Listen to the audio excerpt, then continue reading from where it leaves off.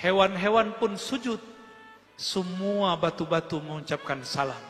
Assalamualaikum ya Rasulullah.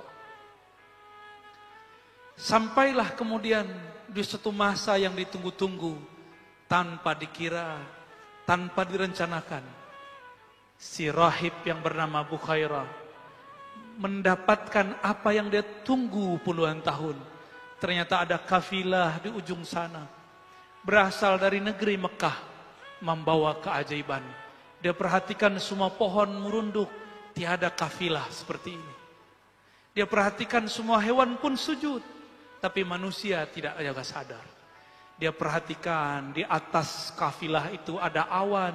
Awannya teduh, sangat teduh sekali. Langsunglah Bukhairah mengatakan kepada semua orang yang aktif, yang berkhidmat di kanisahnya, wahai anak-anakku, mari sambut makhluk akhir zaman. Siapkan makanan terzat, kita sambut dia dengan makanan paling nikmat. Sampailah saat itu, mendekatlah kafilah. Ternyata pemimpin kafilah adalah Abu Talib. Assalamualaikum warahmatullahi wabarakatuh. Selamat datang di channel Cahaya Kolbu, dan semoga sahabat pendengar channel ini senantiasa mendapat ampunan Allah, diberkahi hidupnya di dunia dan juga di akhirat kelak. Amin. Berbeda dengan Halimah. Dia Halimah sangat santun dan sangat sopan. Ketika dia mau menyusui Sayyidina Muhammad, maka diletakkan anaknya sebelah kiri. Dia ambil Nabi Muhammad, maka sang Nabi kecil langsung mau menyusui. Perempuan yang sangat kurus malang. Dia punya ternak, ternaknya banyak yang mati. Dia punya ternak domba yang bisa mengeluarkan susu, tapi susunya tiada yang keluar.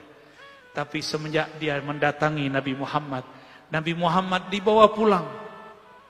Semua ternaknya gemuk, semua air susu pun mengalir. Diangkatlah oleh Allah derajat Halimah yang tadinya fakir, miskin, menjadi keluarga yang penuh diberkahi. Tadinya mendapatkan bagian sedekah susu, sekarang dia membagi bagian susu ke tetangga-tetangganya. Kenapa? Di rumahnya ada bayi kecil, Sayyidul Alamin, Sayyidina Muhammad sallallahu alaihi wasallam. Halimah, dia orang yang miskin, tapi dia sabar. Rasulullah mengatakan, Allahumma ja'alni miskina. Ya Allah, engkau kayakan aku, tapi jadikan styleku style orang miskin. Karena dulu yang menyusukanku seorang yang miskin. Sallallahu alaihi wasallam. Pendek cerita, umur beliau udah sampai 7 tahun. Bermain-main dengan saudara susunya. Di suatu tempat, beliau badannya biasa, badannya kecil. Naik keledai bersama dengan saudaranya, anak Halimah Sa'diyah. Betapa lucunya Sayyidina Muhammad berdua dengan saudara susunya di atas keledai. Keledai itu lebih rendah daripada onta, lebih rendah juga daripada kuda, tapi juga lebih besar daripada bighal. Sedang sekali jika ada orang berjalan di atasnya, lucu, sangat menarik sekali. Sampai di tengah jalan, apa kata Sayyidina Muhammad kecil? Wahai saudara susuku, aku kehausan, aku pengen makan dan minum. Jika engkau berkenan, jemputlah ke rumah ibumu. Aku sungkan kepada ibumu. Maka pulanglah dia. Tapi ketika dia pulang, balik lagi. Ketika dia balik, dia melihat Nabi Muhammad SAW sedang dibelah dadanya oleh 2 sosok bersayap. Sangat besar, tapi wajahnya sangat indah. Kemudian si anak ini lari kepada ibunya. Wahai ibunda, kutila Muhammadun, kutila akhi Muhammadun. Saudaraku dibunuh oleh 2 sosok yang tidak tahu dari mana. Halimah pun ketakutan. Wajahnya pucat, bulu romanya merinding. Dia penuh ketakutan, dia panggil suaminya, wahai suamiku, anak kita Muhammad, anak kita dibunuh oleh seseorang. Dia menangis, dia berteriak, ya Muhammad. Ya Muhammad. Ternyata sampai di sana Nabi Muhammad SAW main-main seperti sedia kala. Dia peluklah Nabi Muhammad SAW yang tadinya jantungnya hendak mau copot, tapi melihat Nabi Muhammad masih utuh sedia kala, Dia bahagianya bukan main. Ternyata anakku, anak susuku masih hidup. Sumber keberkahanku masih hidup. Walhasil, Sayyidatuna Halimah mengatakan kepada suaminya, wahai suamiku, anak kita bukan anak biasa. Dia dicari bukan hanya oleh orang di bumi, tapi seperti yang dikatakan Muhammad. Ketika kita tanya, ya Muhammad, siapakah dua makhluk itu yang diceritakan saudara susumu? Beliau mengatakan, aku melihatnya turun dari langit. Halimah geleng-geleng kepala, ini bukan manusia biasa. Wahai suamiku, kita mungkin bahkan salah adab kepada anak ini. Jangan-jangan anak ini pilihan Allah Subhanahu wa ta'ala. Besok kita kembalikan ke ibunya. Besok dia datanglah kepada Sayyidah Aminah. Sayyidah Aminah tertawa, tersenyum. Apa katanya? Wahai Halimah, engkau baru tahu, sedangkan aku sudah tahu sebelum dia lahir. Ketika dia lahir, aku melihat lebih dahsyat lagi. Bahkan cahayanya meliputi alam semesta. Sayyidah Aminah tidak kaget. Sayyidah Aminah tidak ketakutan. Yang ketakutan malah Halimah As-Sa'diyah. Sejak saat itulah Halimah Sa'diyah hanya mendengar kabar tentang anak susunya. Nabi Muhammad kecil dibesarkan oleh ibunya. Diajak ziarah, diajak kemana-mana. Nabi Muhammad SAW kecil, tapi pembicaranya seperti orang besar. Berkalam tauhid, ahad, ahad. Tidak pernah masuk ke dalam Masjidil Haram lalu menyembah Latta dan Uzza. Beliau tidak pernah menyembah satu berhala pun. Tidak pernah meminum satu teguk khamar pun. Tidak pernah maling satu buah pun. Tidak pernah mematahkan satu ranting pun. Baginda Nabi Muhammad sallallahu alaihi wasallam. Ketika beliau mulai menjadi anak-anak, mulai remaja, beliau disuruh oleh kakeknya dan pamannya diberi tugas menjadi seorang pengembala domba. Pengembala domba itu harus punya sifat. Sifatnya sifat sabar, tiada batas. Harus rigid, harus tahu ada domba, ada kambing yang tidak ikut serta.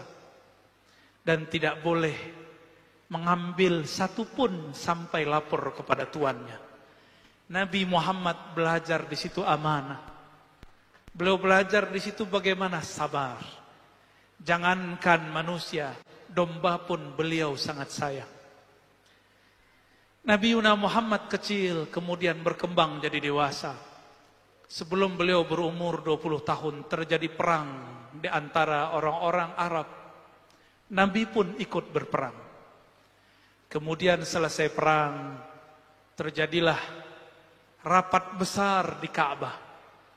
Orang-orang di Ka'bah, semua suku sepakat untuk merenovasi masjid pertama di alam semesta. Mereka runtuhkanlah Ka'bah. Dibangunlah Ka'bah yang baru. Tapi ketika mereka hendak menaikkan Hajar Aswad, semuanya merasa berhak. Ada 4 suku, semuanya mengatakan, aku lebih tua. Yang satu mengatakan, aku paling banyak memberi donasi. Yang lain mengatakan, aku, kami. Di saat seperti itu, datanglah Sayyidina Muhammad SAW menawarkan suatu penyelesaian masalah. Apa kata beliau? Wahai tuan-tuan, wahai paman-pamanku, kakek-kakekku, maukah kalian aku tunjukkan cara yang paling mudah, semuanya kebahagiaan. Maka beliau turunkan ridaknya, ini namanya ridak selendang. Selendang ini dipegang satu sudut oleh satu suku, dan suku yang lain. Lalu Nabi Muhammad mengatakan, saksikanlah, izinkan aku mengangkat batunya. Lalu kalian taruh ke Ka'bah. Maka semuanya sepakat. Kenapa? Semua suku dapat kebahagiaan. Itulah baginda Nabi Muhammad SAW bernama Fatanah. Seseorang yang bersosok cerdas. Sangat cerdas. Orang yang tadinya bertengkar, datang beliau selesai semua masalah. Suatu kali beliau diajak oleh Abu Talib, paman beliau.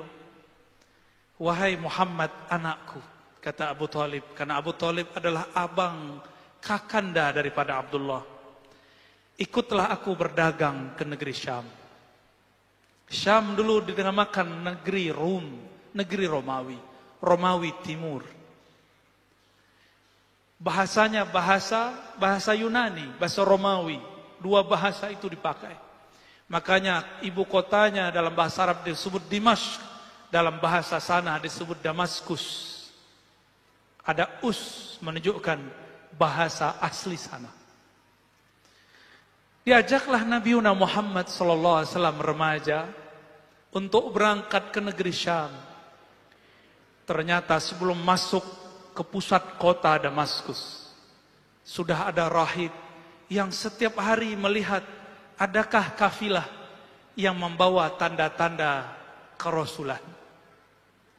Bertahun-tahun, puluhan tahun dia menunggu, karena dia membaca di kitab Injil bahwa sang Nabi akhir zaman jika melewati sesuatu tempat, pohon-pohon pun merunduk, hewan-hewan pun sujud, semua batu-batu mengucapkan salam.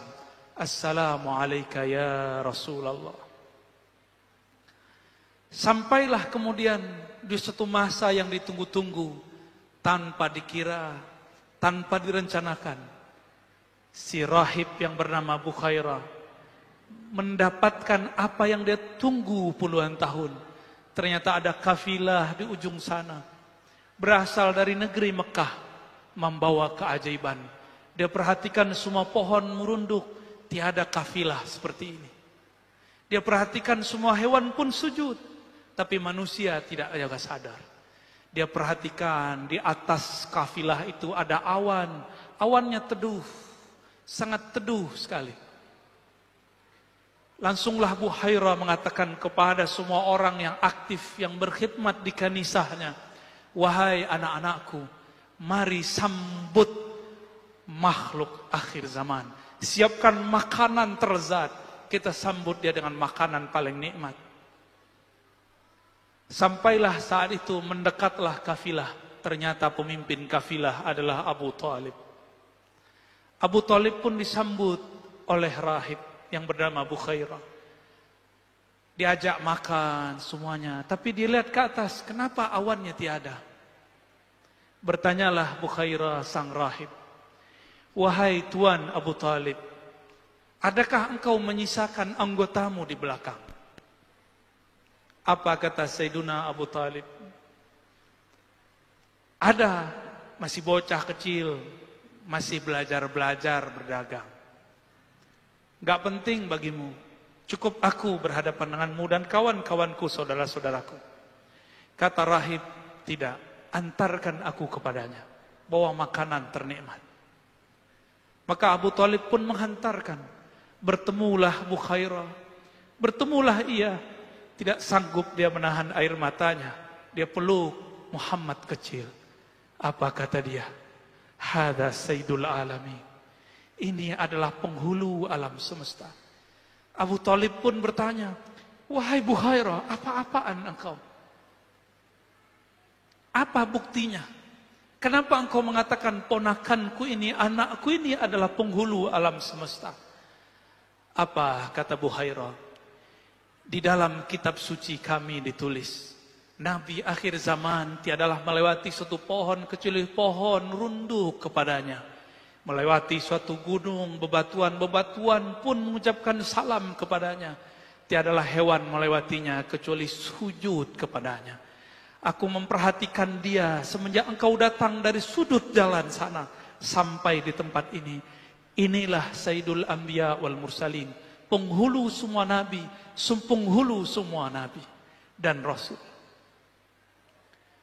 Tercenganglah Abu Talib.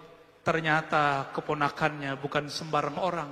Wajar, ini anak dari sosok Abdullah yang harganya 100 domba.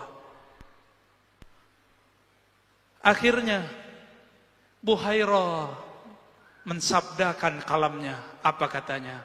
Wahai Abu Talib, tolong dengarkan kata-kataku. Pulangkan anakmu hari ini juga. Jangan bawa ke dalam kota. Jika orang-orang Rum mengetahui ciri-ciri anakmu, mereka akan membunuhnya. Sayaqtuluna. Dalam riwayat yang tidak disebutkan, terjadilah dialog panjang Bukhairah dengan sang Nabi. Karena sang Nabi tidak pernah syirik. Sang Nabi selalu berkalam-kalam tauhid. Disitulah sempurnanya tauhid Bukhairah. Disitulah dia sudah percaya kepada Nabi Muhammad sebelum beliau mendakwahkan kenabiannya. Itulah kesempurnaan Bukhairah. Dia mendapatkan dua keutamaan. Iman ke Nabi Isa, iman ke Nabi Musa. Dia juga iman kepada Nabi akhir zaman. Setelah itu tidak disebutkan lagi kabar. Dikirimlah seseorang untuk mengantarkan Nabi Muhammad pulang. Nabi Muhammad pun kembali menjadi pengembala domba. Bukhairah tidak dikabarkan kecuali dia wafat. Sempurna imannya. Dia berdoa, ya Rabb, hajatku telah sampai. Aku telah bertemu sang Nabi akhir zaman. Jemputlah aku, meninggallah ia. Ditutuplah kanisahnya. Sallallahu alaihi wasallam. Itulah Nabiuna Muhammad sallallahu alaihi wasallam. Ia jika ditemui oleh bebatuan, batu mengucapkan salam kepadanya. Salam itulah yang antum baca tadi. Ya Nabi, salam alaik. Salam itu dimasukkan ke dalam kitab yang berisikan madaih, maulid. Itulah yang kita baca.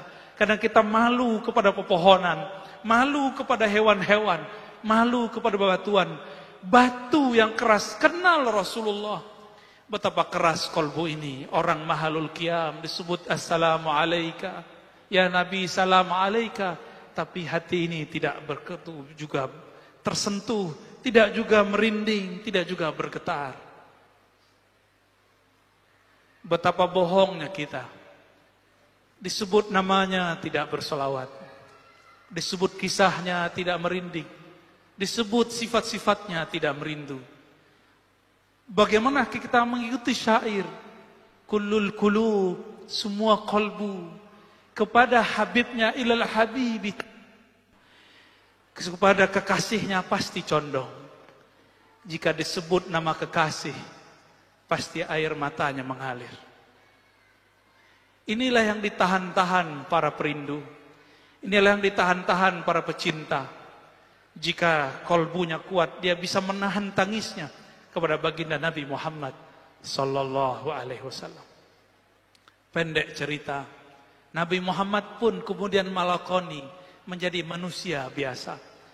Abu Talib pun menjaga secret rahasia itu.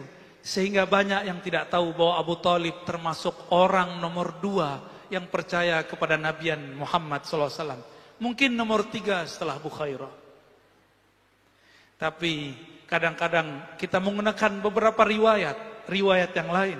Bahwa Abu Talib dikatakan tidak beriman.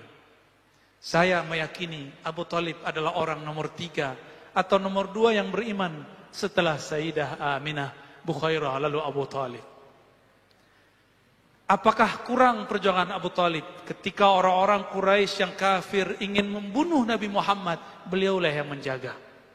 Apa perjuangan antum kepada Rasulullah sehingga berani mengatakan Abu Talib kafir?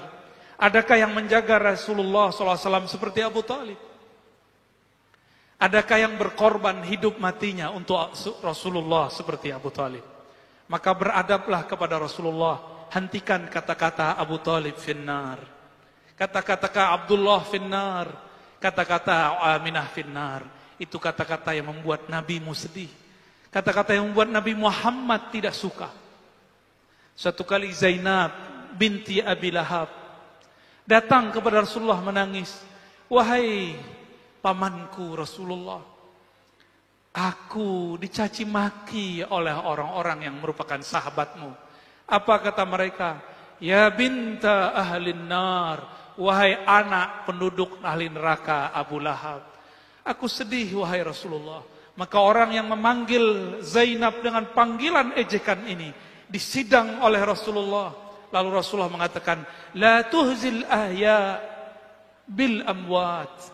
Jangan kamu sakiti orang yang hidup karena perilaku orang yang mati. Betapa menyakitkan ketika ada orang yang mengatakan hari ini kedua orang tua Nabi masuk neraka. Nauzubillah summa nauzubillah. Wajar jika Ibnul Arabi mengatakan mal'un, terlaknat. Kalau terlaknat berarti 11-12 dengan syaitanir rajim. Nauzubillah min. Wajar dia kurang ajar kepada guru-guru kita, kurang ajar kepada zuriat Nabi, kurang ajar kepada ulama-ulama kita, kepada orang tua Nabi pun dia kurang ajar. Maka mari selamatkan masjid-masjid kita dari mereka. Selamatkan anak-anak kita daripada ajaran-ajaran mereka. Jangan sampai anak-anak kita, saudara kita kesusupan, kegelapan, kufriyahnya iblis. Nauzubillah min dzalik.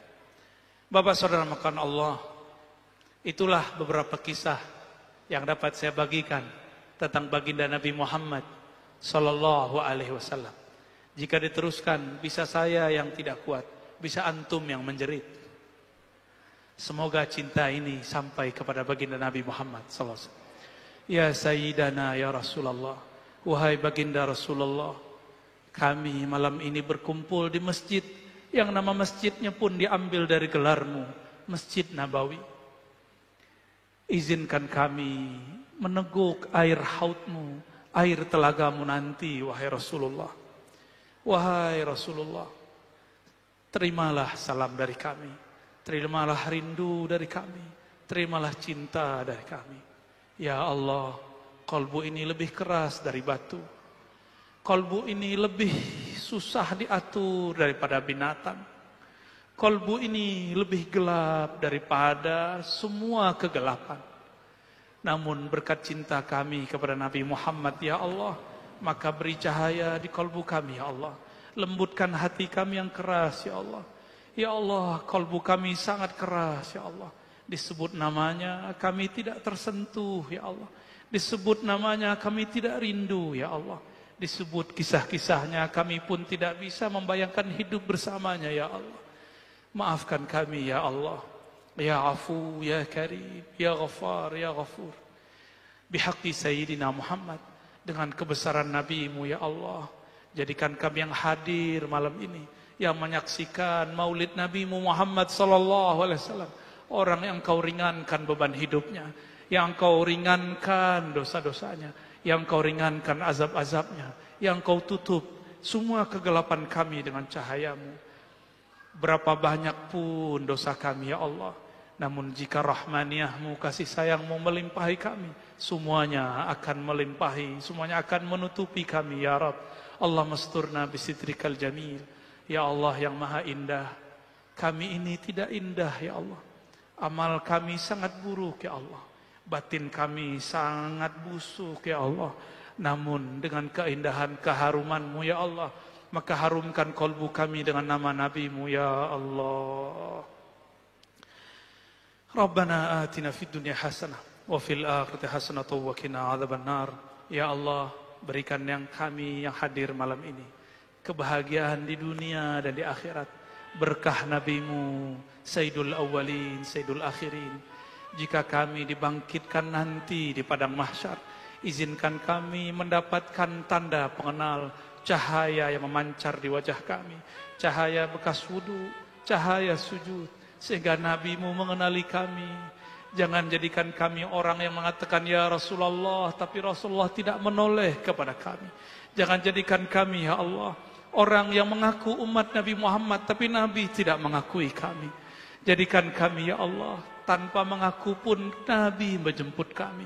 Ketika kami ditimbang, kami diberi syafaat, dibantu oleh Rasulullah. Ketika kami ditanya dalam kubur, Nabi membersamai kami. Ketika kami berjalan di sirat-Mu, kami dibimbing oleh Rasulullah. Ketika kami antri di depan pintu-pintu surga-Mu, jadikan kami mendapatkan syafaat Nabi-Mu sallallahu alaihi wasallam. Wa sallallahu ala sayyidil awwalin, sayyidil akhirin, sayyidina Ahmad, sayyidina Muhammad wal alihi wal mahdi khalafatihi wa sallim. Walhamdulillahi rabbil alamin. Assalamualaikum warahmatullahi wabarakatuh.